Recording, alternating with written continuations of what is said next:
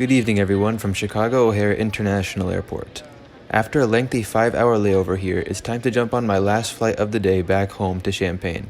But before I head to the gate, here's a quick visit to the main hallway of Terminal 3, appropriately referred to as the Hall of Flags.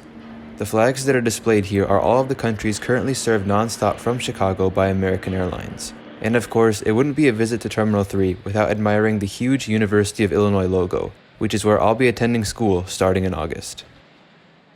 Now here we are at the end of Terminal 3's Concourse L, where it's time to take a quick trip down memory lane.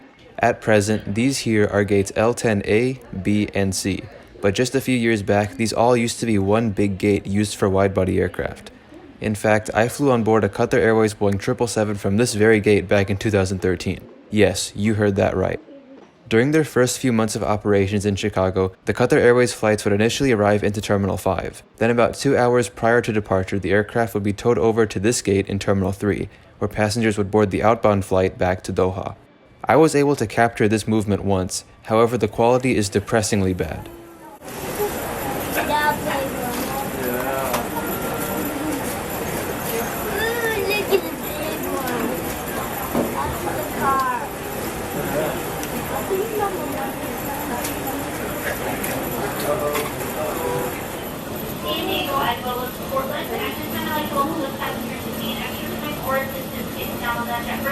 If you are one of those folks, please come on up and have your boarding non-stop ready.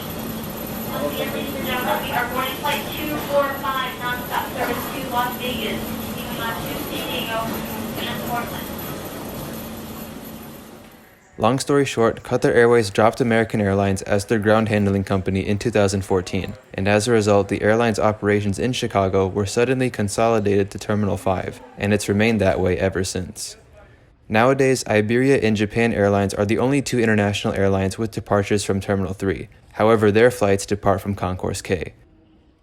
As for this gate, L10, it was converted from a single wide-body gate into 3 smaller regional jet gates a few years back, and it has remained that way until today. My flight this evening is departing from gate L1B, just up the hallway from L10.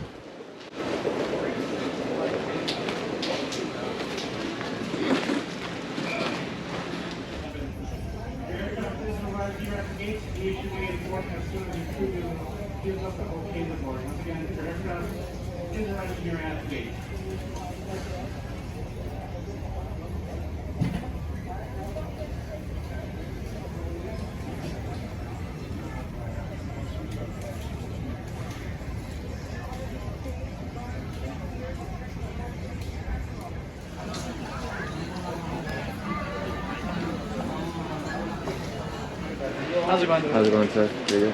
Good, and there you go. Thank Have you a very good much. one. Let's go home.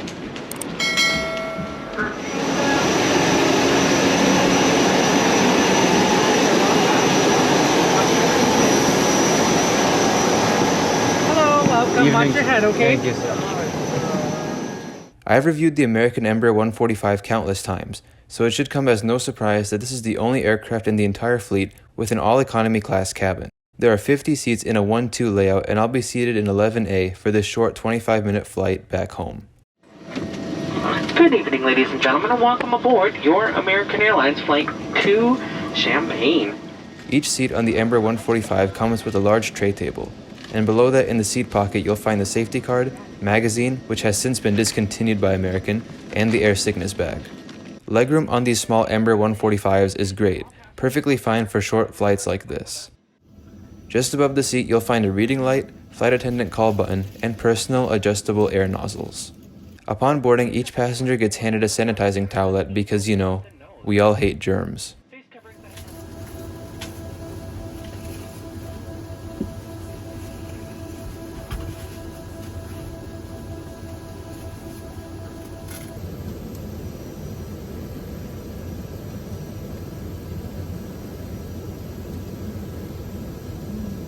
Thank you for your attention. Enjoy your flight.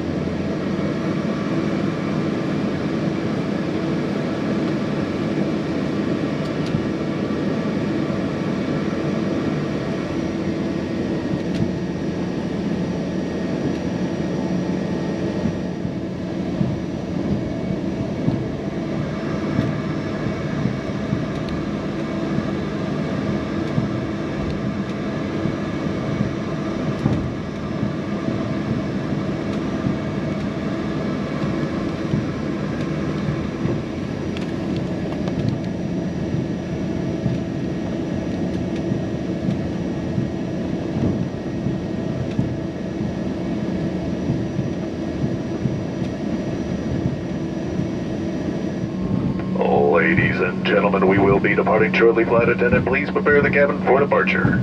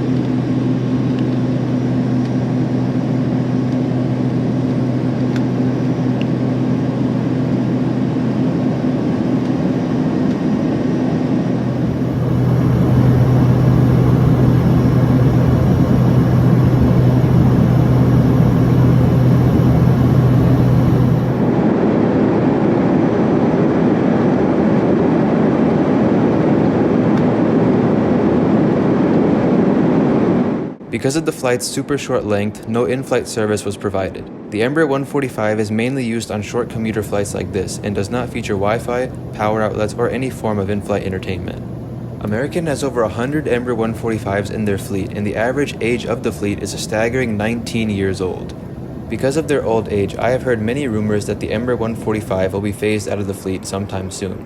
However, no official announcement has been made, and if I had to guess, American will completely phase out the Embraer 145 by 2025, replacing them with newer aircraft like the Embraer 175. There really wasn't much to do on this flight because it was so short. Here we are already on the descent into Champaign. Our arrival tonight will involve flying straight past the city before making a slight left bank and coming in for landing on runway 14 left.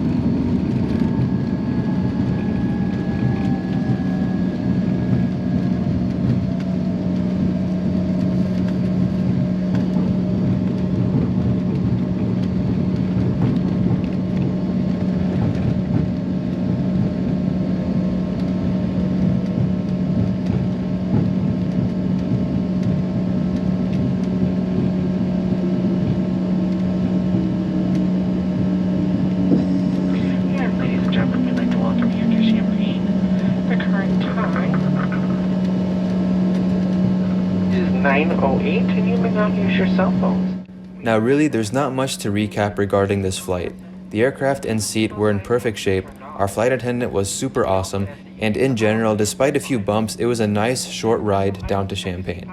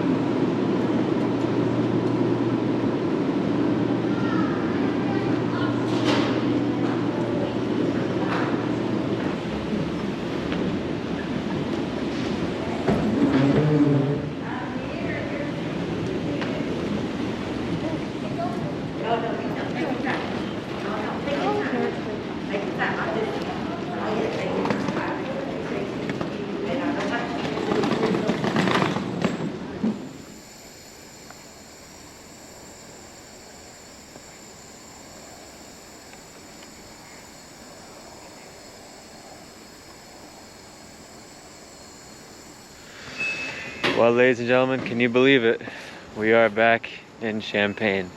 It really doesn't feel like today happened. I mean, this morning I flew all the way to Dallas, then to Chicago, and then here we are back home.